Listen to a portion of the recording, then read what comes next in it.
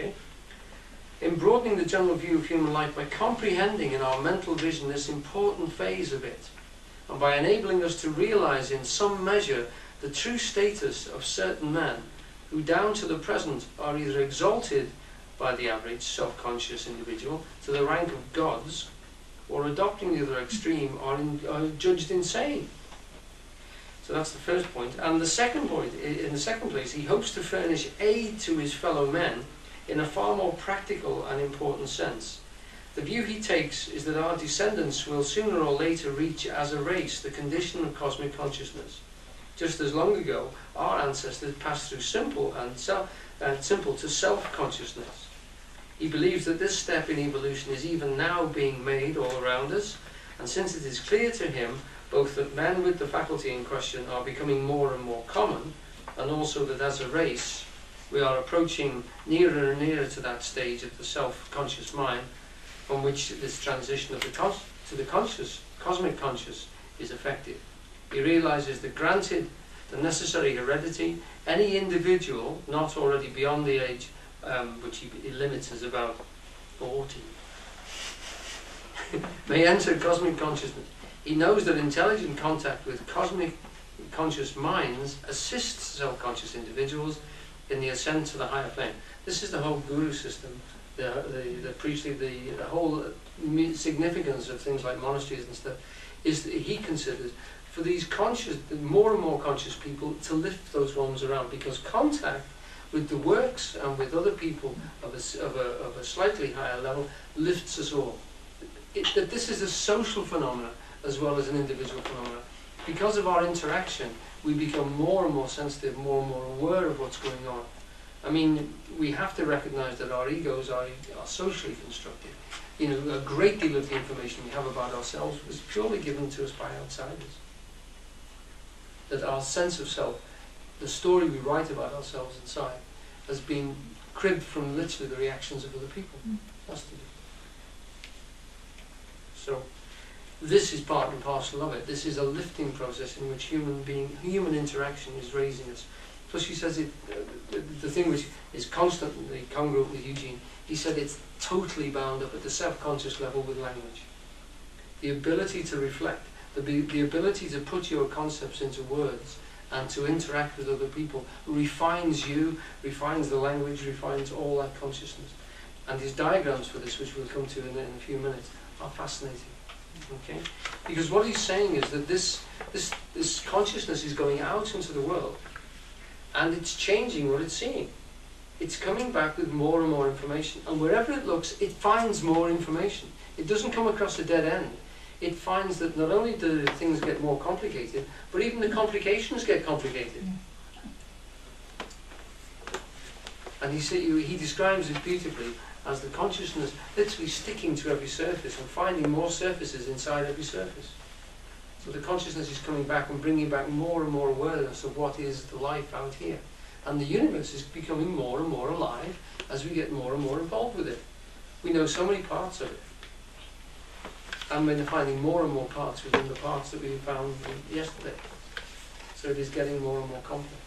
And that is making us more complex, and our language more complex all the time. Does that make sense? Yes. No. Yeah? Okay? Right. So,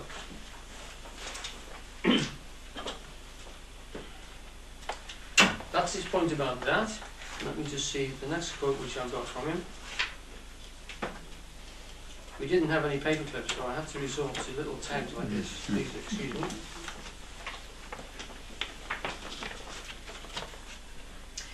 He considered on evidence that there have been in the last 3,000 years of human history at least 14 undeniable cases of complete and permanent illumination. Okay? Now there's a bold statement. Okay?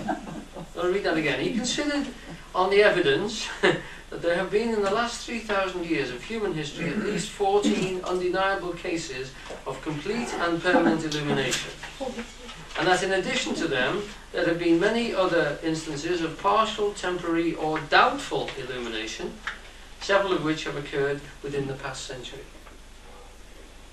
Noting that the increasing frequency of the experience, he deduced that very gradually, and as it were, sporadically, and this is him talking about himself, remember, in the third person, The human race is in the process of developing a new type of consciousness far in advance of the ordinary human self-consciousness, which will eventually lift the race above and beyond all the fears, ignorances, brutalities and trivialities which beset it today.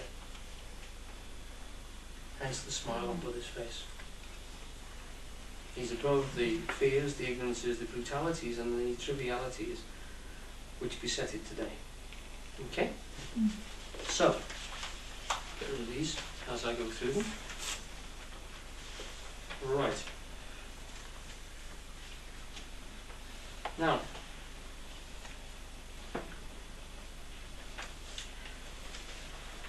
paragraph 4 on the first page of the song sheet.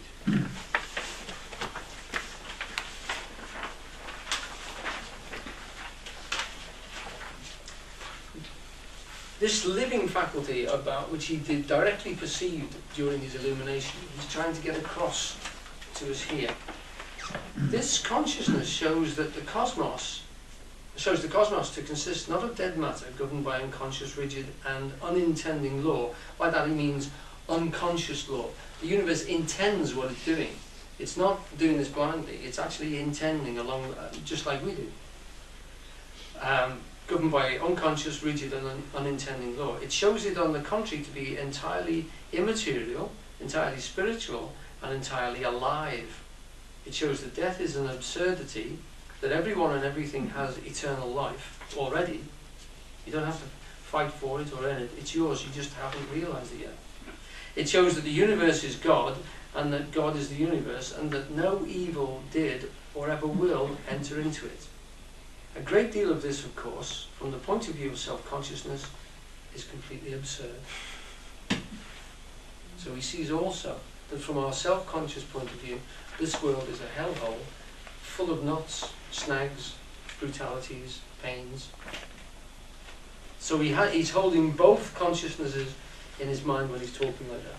But the other one says it's complete, there is no problem in it. You know, it's that sort of Chinese thing that where we want to be, the enlightened state is only an inch away from where we are now. It's not, you don't have to do a great thing, it's a shift of consciousness. And in fact, there's a lot of Buddhist thought which is that you can't do it yourself. It's a gift, it is grace. It comes to you as it, you know, you didn't grow your own arms in the same, it wasn't an effort to grow your own arms or to grow your own legs or to develop. It happens, it's just the next stage and you step into it.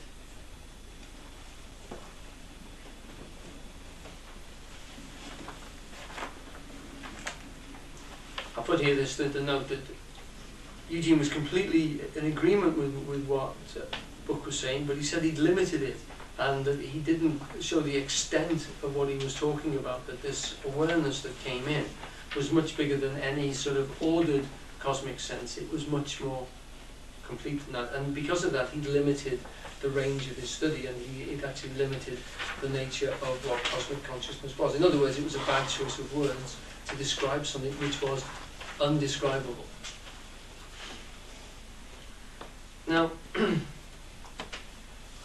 next bit is really, I found interesting because without any religious aspect in it, he pulls religion into this area and he doesn't accept, so to speak, that they have the upper hand in any sort of description like this. And you have to remember that at the turn of the century, or as he's coming towards the turn of the century, the churches would have had an absolute control over this type of experience and this type of literature.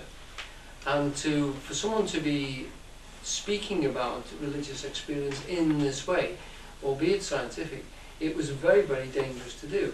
And even nowadays, I mean, this book is now considered to be a New Age type book.